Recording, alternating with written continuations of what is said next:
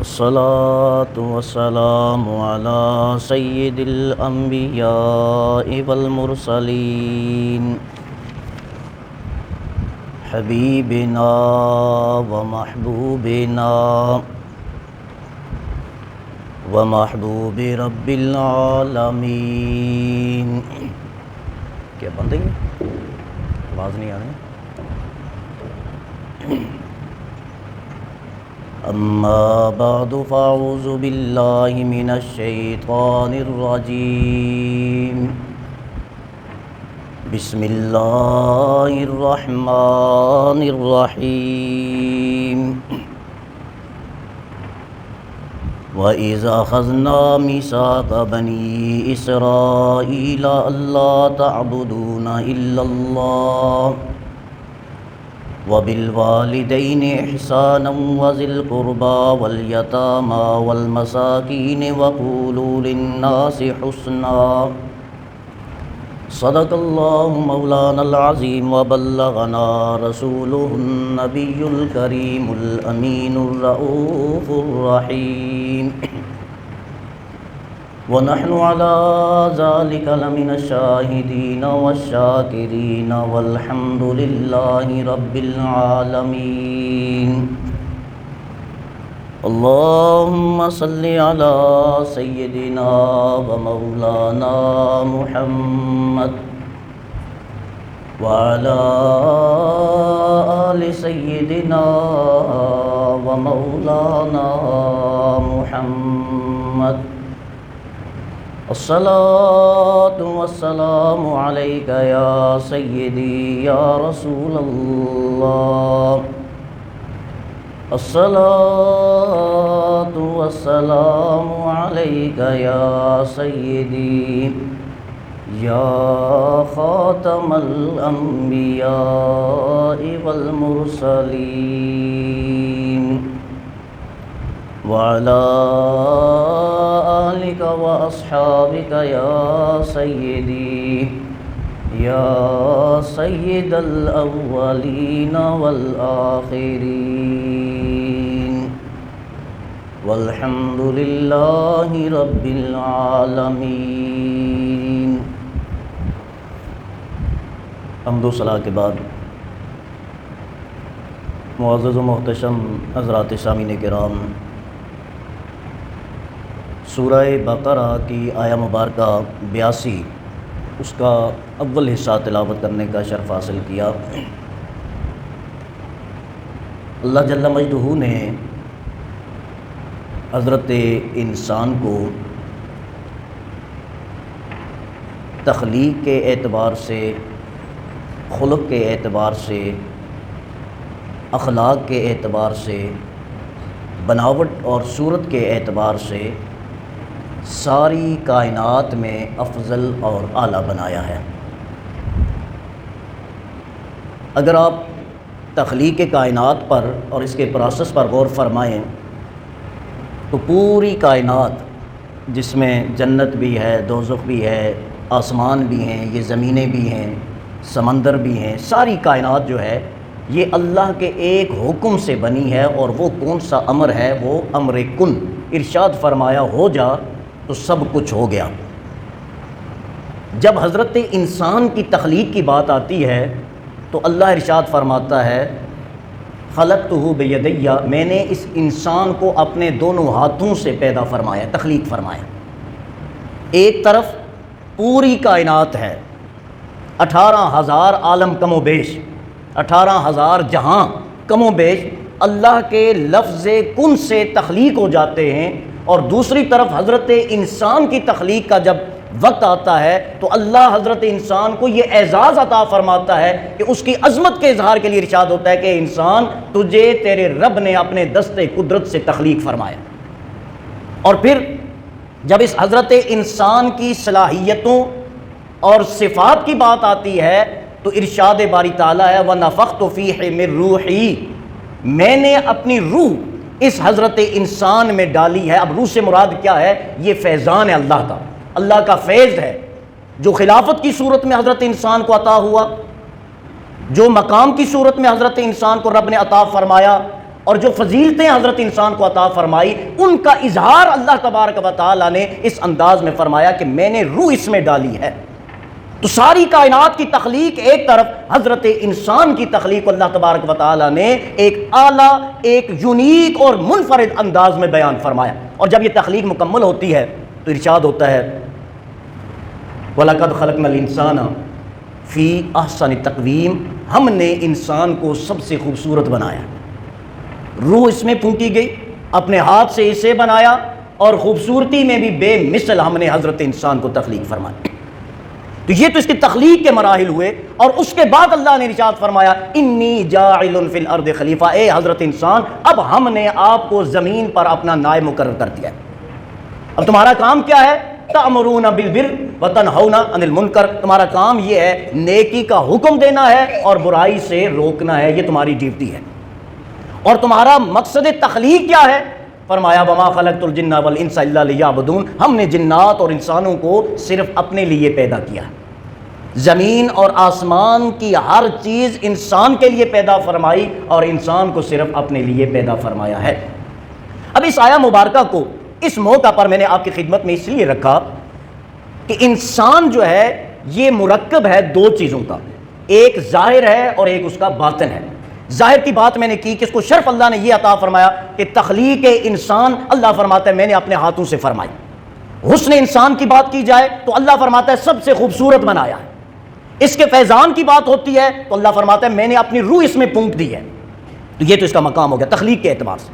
اور دوسرا اس کی صفات، اس کے باطن کے اعتبار سے، تو باطن کو بیان فرمایا ہے حسن خلق سے، حسن اخلاق سے، کہ انسان اللہ کا نائب بننے کا اہل اس وقت ہے کہ جب وہ تخلیق کے اعتبار سے بھی اعلیٰ مقام پر ہو اور اخلاق اور خلق کے اعتبار سے بھی اعلیٰ مقام پر فائز ہو۔ آپ جانتے ہیں کہ اگر آپ نے کسی سے کوئی کام لینا ہے اس کے دو طریقے ہیں۔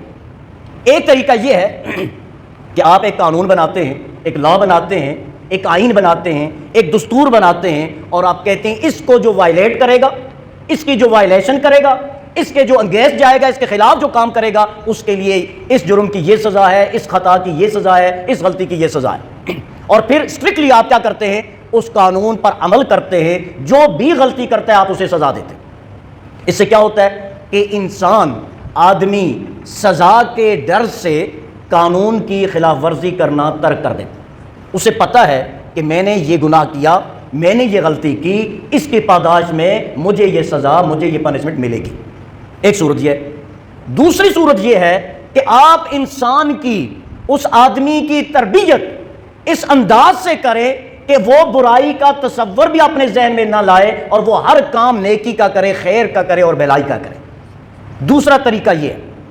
اب جو پہلا طریقہ ہے قانون پر عمل کروانے کا، اس میں آپ ظاہری طور پر تو انسان کو شکنجے میں لے سکتے ہیں، ظاہراً وہ وہی کام کرے گا جو آپ کا قانون کہتا ہے، آپ کا لا کہتا ہے، لیکن اس کا دل اس کام کے کرنے کے لیے ایگری اور تیار نہیں ہوگا۔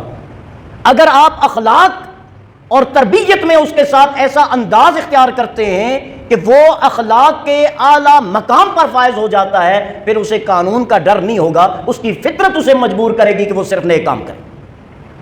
اور اسی کو، یہ جو خلق ہے اس کا تعلق انسان کے باطن سے ہے، اور خلق جو ہے، تخلیق جو ہے، اس کا تعلق انسان کے ظاہر سے ہے۔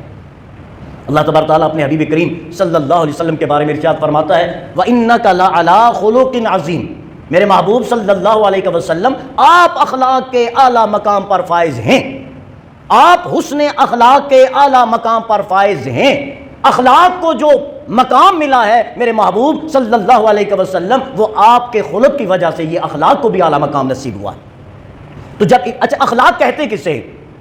ایک کام ہوتا ہے کہ کسی کے موٹیویٹ کرنے سے ہم کرتے ہیں، جذبات میں آ کے ہم کرتے ہیں۔ اگر کوئی آدمی جذبات میں آ کر کروڑوں روپیہ ڈونیشن دے دیتا ہے، ڈونیٹ کر دیتا ہے، اپنی جائیداد دے دیتا ہے کسی غریب کو، آپ یہ نہیں کہیں گے کہ وہ اخلاق کے اعلیٰ معیار پر فائز ہے، وہ جذبات میں آیا، جذباتی فیصلہ تھا، اس نے کر لیا۔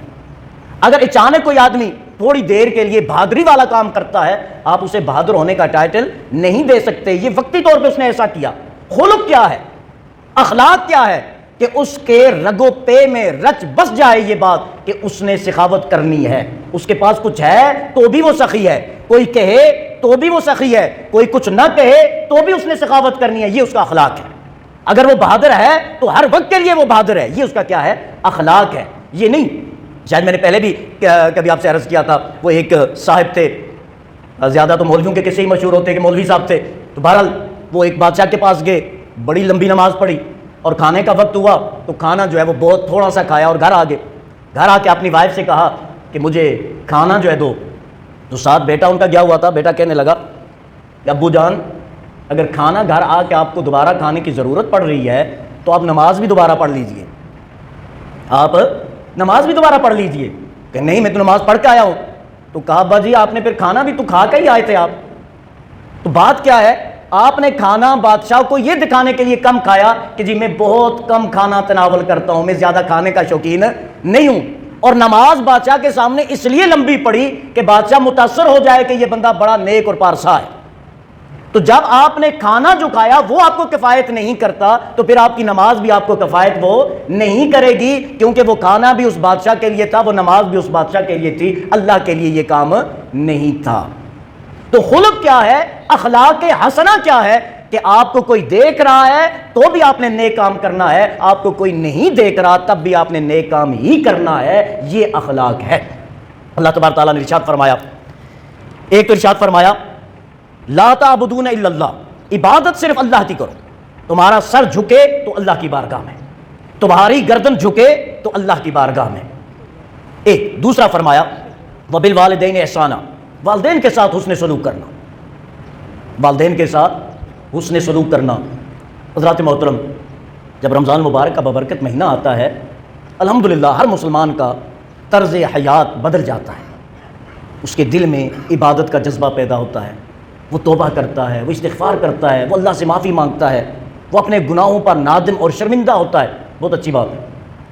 لیکن یاد رکھیے رمضان المبارک بھی اسی کو فائدہ دے گا جو اپنے والدین کو راضی رکھ رہا ہے۔ یہ بات ذہن سے نکال دیجئے کہ آپ لاکھوں روپیہ صدقہ کر رہے ہیں، آپ جو ہے مساجد بنا رہے ہیں، آپ مدارس بنا رہے ہیں، آپ بڑے خیر کے کام کر رہے ہیں، آپ بڑی نیکی کے کام کر رہے ہیں، لیکن ماں باپ کو پوچھتے ہی نہیں، ان کے پاس بیٹھنے کے لیے 2 منٹ کا ٹائم نہیں ہے، ان کی خیریت پوچھنے کے لیے وقت نہیں ہے، تو وہ بھول جائے وہ ایسا بندہ کہ اس کی عبادت اللہ کی بارگاہ میں قبول ہوگی۔ قطعاً اللہ اس کی عبادت کو قبول نہیں فرمائے گا جس کے والدین اس سے ناراض ہیں۔ تو اس لیے فرمایا، اور میرے آقا صلی اللہ علیہ وسلم نے ارشاد فرمایا انت و مالک لابیک، بات کیا کرتے ہو تم، اور تمہارا مال تمہارے باپ کا ہے، تو بھی تیرے باپ کا، تیرا مال بھی تیرے باپ کا۔ تو اگر باپ پر کچھ خرچ کرتے ہو، ماں پر کچھ خرچ کرتے ہو تو ان پر احسان نہیں کر رہے، وہ ہے ہی انہی کا اگر تمہیں اللہ وہ نورانی آنکھ عطا فرما دے۔ تو ایک یہ فرمایا، دوسرا ارشاد فرمایا وذی القربیٰ، اپنے رشتہ داروں کے ساتھ بھی خیر کا سلوک کرو۔ آقا صلی اللہ علیہ وسلم نے ارشاد فرمایا جو بندہ چاہتا ہے اس کے رزق میں اضافہ ہو اور اس کی عمر لمبی ہو فلیصل رحمہ، وہ اپنے رشتہ داروں سے تعلق بنا کر رکھے۔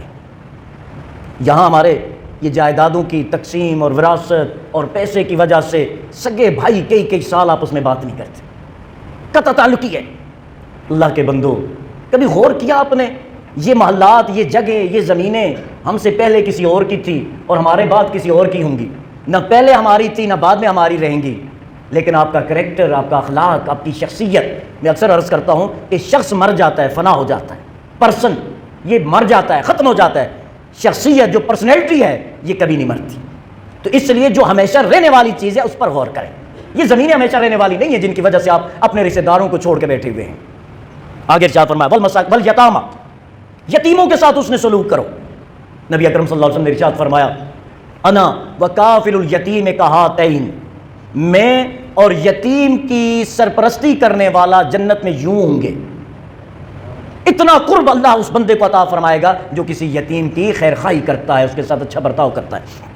اور پھر ارشاد فرمایا وقولوا للناس حسنا، لوگوں کے ساتھ بھی اچھے انداز میں بات کرو۔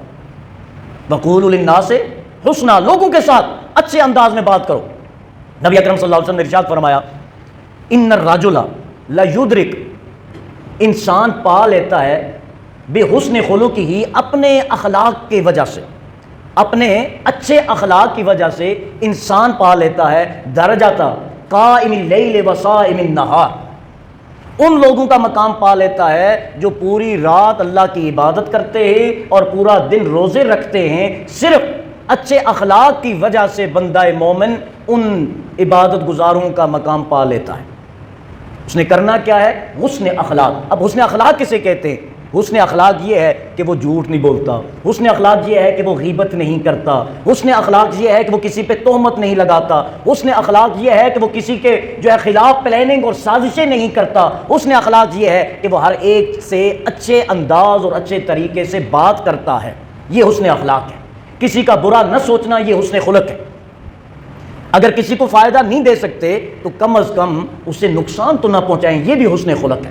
اور پھر میں آپ کی خدمت میں عرض کروں، میرے آقا کریم صلی اللہ علیہ وسلم نے ارشاد فرمایا، بڑی اہم بات ارشاد فرمایا کہ تم میں سے میرے نزدیک سب سے احبکم الی منی، میرے نزدیک تم میں سے سب سے پسندیدہ، واقربکم الی من فی الآخرہ، اور آخرت میں میرے سب سے قریب،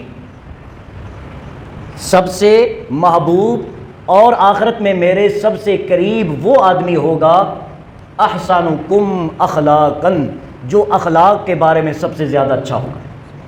جس کا اخلاق اچھا ہوگا وہ میرا محبوب بھی ہے اور قیامت کے دن وہ میرے قریب بھی ہوگا۔ وابغضکم الی، میرے نزدیک سب سے ناپسندیدہ تم میں سے وہ ہے، وابعدکم منی فی الآخرہ، اور قیامت کے دن مجھ سے سب سے زیادہ دور تم میں سے وہ ہوگا مساویکم اخلاقا، جس کے اخلاق میں کیا ہے؟ برائی ہے، برے اخلاق والے۔ اچھے اخلاق والے محبوب ہیں، اچھے اخلاق والے آقا کریم صلی اللہ علیہ وسلم کے قریب ہیں، اور برے اخلاق والے مبغوض ہیں، ناپسندیدہ ہیں اور اللہ کے محبوب کی بارگاہ سے دور ہیں۔